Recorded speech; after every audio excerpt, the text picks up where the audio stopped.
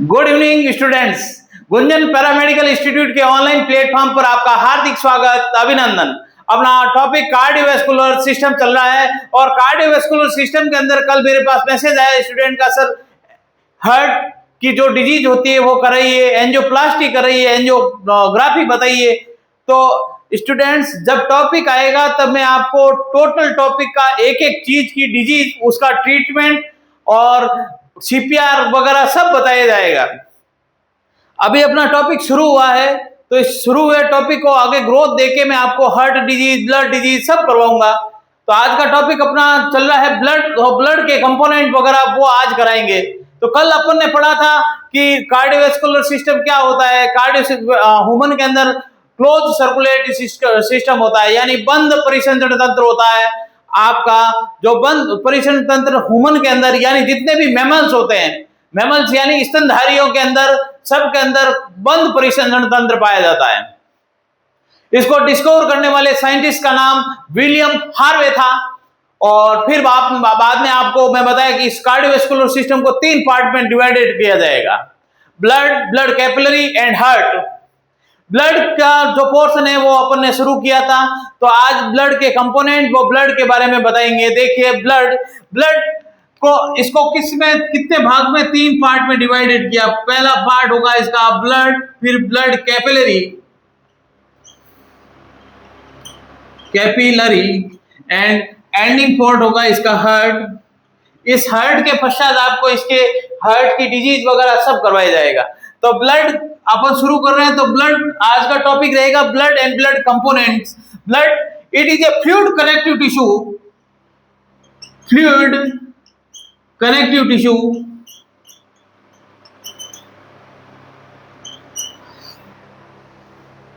जो रुधिर होता है वो आपका तरल संयोजी ऊतक होता है। तरल संयोजी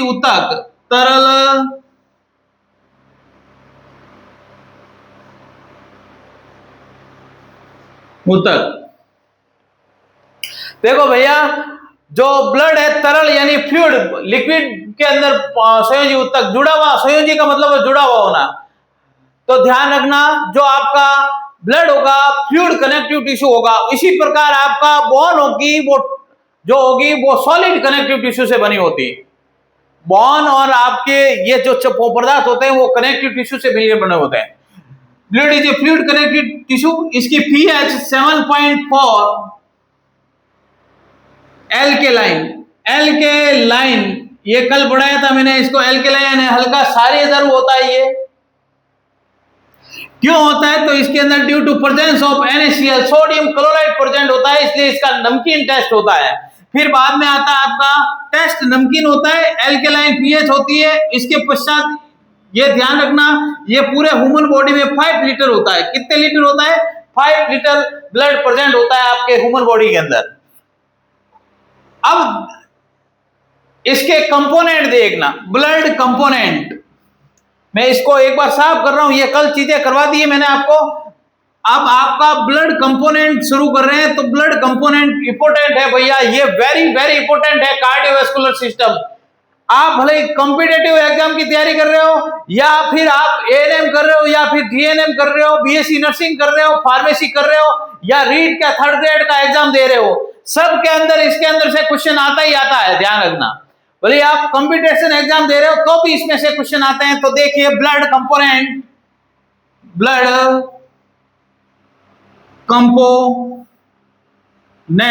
या फिर इसको कहते हैं आपका रक्त संगठन।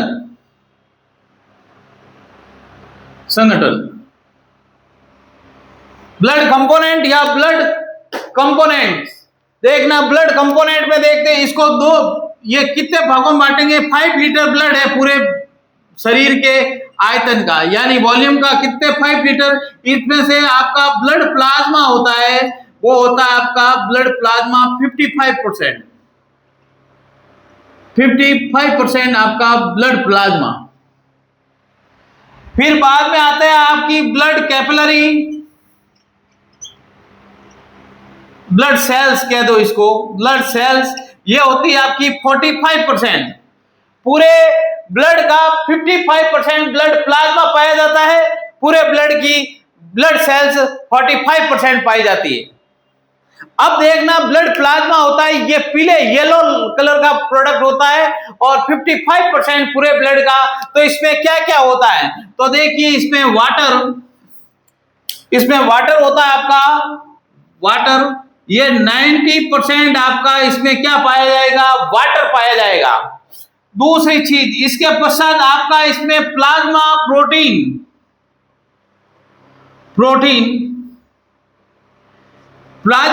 होती है, इसमें आपका 7 से 8%। इसमें क्या क्या होगी देखिए, प्लाज्मा प्रोटीन में क्या क्या होगा, एल्ब्यूमिन, ग्लोब्यूलिन 7 से 8% प्लाज्मा प्रोटीन पाया जाता है। 7 से 8% इसका प्लाज्मा प्रोटीन में क्या क्या, एल्ब्यूमिन, ग्लोब्यूलिन और आपका प्रोथ्रोम्बिन।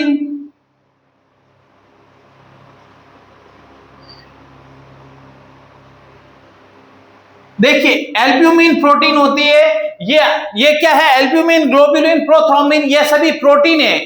ये क्या है, प्लाज्मा प्रोटीन।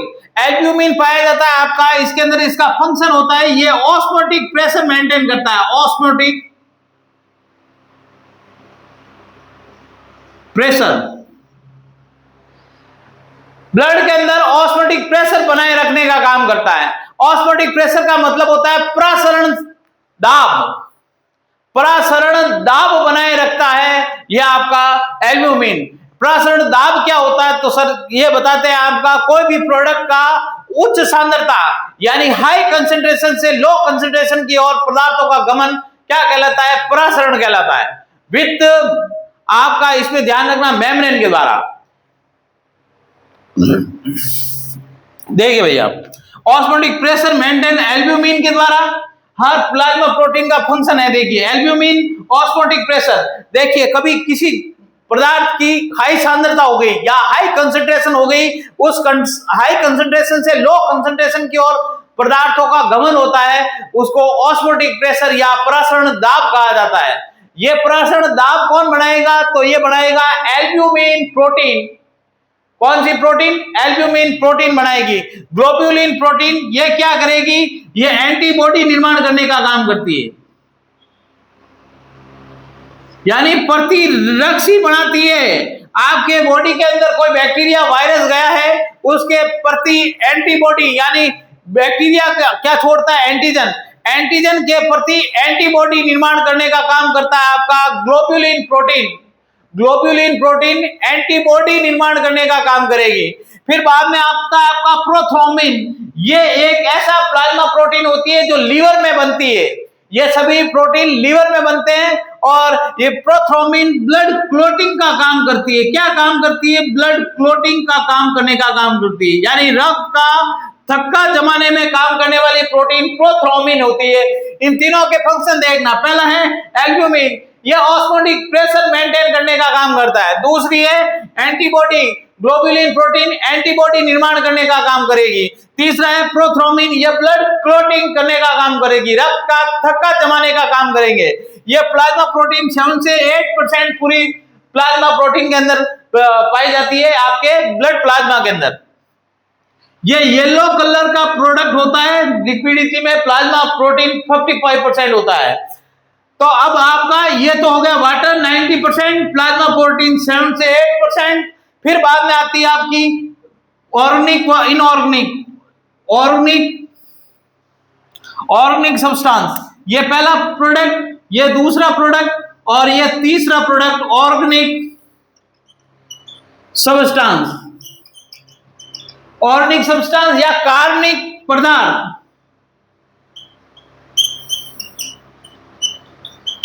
ध्यान रखना स्टूडेंट्स, कार्बनिक पदार्थ का मतलब वे प्रोडक्ट जो क्या करते हैं, जिसमें कार्बन प्रेजेंट होता है, जिसमें क्या पाया जाता है, कार्बन पाया जाता है, उनको कार्बनिक कहेंगे। कार्बनिक कितना परसेंट, 2% पूरे प्लाज्मा में अंदर ये आपका 2% ऑर्गेनिक सब्सटेंस पाया जाता है। ऑर्गेनिक सब्सटेंस के अंदर आपका होगा carbohydrate, vitamin, protein, yes protein भी इसी के अंदर आ जाती है का ऑर्गेनिक मैटर में। ये ऑर्गेनिक सब्सटेंस कितने परसेंट? 2%। अब आता है आपका 1% होता है इनऑर्गेनिक सब्सटेंस। इनऑर्गेनिक का मतलब होता है जिसमें आपका कार्बन एब्सेंट रहता है, उसको इनऑर्गेनिक कहेंगे। इनऑर्गेनिक सब्सटेंस में होगा आपका sodium, potassium, magnesium, SO4, sulphate ion, ये सभी आयन प्रेजेंट होते हैं इनऑर्गेनिक सब्सटेंस के अंदर। ये पूरा प्लाज्मा का कंटेंट हुआ। प्लाज्मा में क्या क्या? वाटर 90%, प्लाज्मा प्रोटीन आपका 7 से 8%, जिसमें एल्ब्यूमिन, ग्लोबुलिन और प्रोथ्रोम्बिन पाए जाते हैं। उसके पश्चात ऑर्गेनिक सब्सटेंस के अंदर आपका कार्बोहाइड्रेट, प्रोटीन, विटामिन, ये सभी आपके ऑर्गेनिक सब्सटेंस में आता है। फिर बाद में इनऑर्गेनिक 1% होता है, ये आपका सोडियम, पोटेशियम, मैग्नीशियम और सल्फेट आयन पाए जाते हैं। ये है प्लाज्मा का आपका कंपोनेंट। अब अपन पढ़ेंगे ब्लड सेल्स।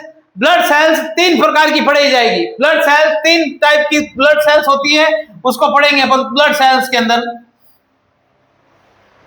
ये प्लाज्मा, ब्लड प्लाज्मा का कंपोनेंट। अब आएगी आपकी ब्लड सेल्स। देखिए ब्लड सेल्स के अंदर ब्लड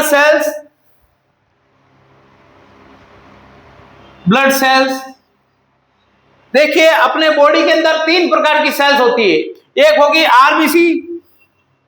आरबीसी, जिसको कहते हैं इरिथ्रोसाइट भी बोला जाता है, लाल रुधिर कणिकाएं भी कहते हैं इनको, रेड ब्लड सेल्स।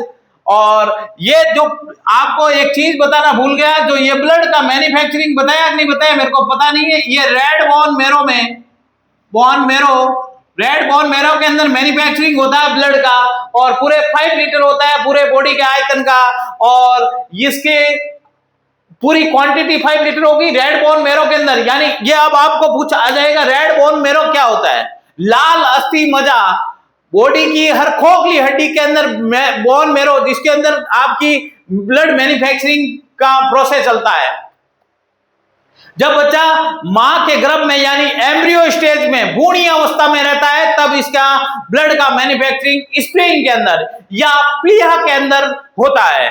यह वेरी इंपॉर्टेंट क्वेश्चन है, ध्यान रखना। एम्ब्रियो स्टेज में ब्लड की मैन्युफैक्चरिंग यानी भ्रूणी अवस्था में, भ्रूणी अवस्था उसको कहते हैं जब बच्चा मां के गर्भ में रहता है, तब उसमें ब्लड की मैन्युफैक्चरिंग आपके किसमें होगी? स्प्लीन के द्वारा या प्लीहा के द्वारा होता है। जब बच्चा जन्म ले लेता है तो उसके अंदर ब्लड की मैन्युफैक्चरिंग रेड बोन मेरो में होती है, रेड बोन मेरो, लाल अस्थि मज्जा में। अब देखिए ब्लड सेल्स के अंदर अपन इसको 3 भागों में बांटते हैं। पहली होगी आपकी आरबीसी, दूसरी होगी डब्ल्यूबीसी और तीसरी होगी आपकी प्लेटलेट।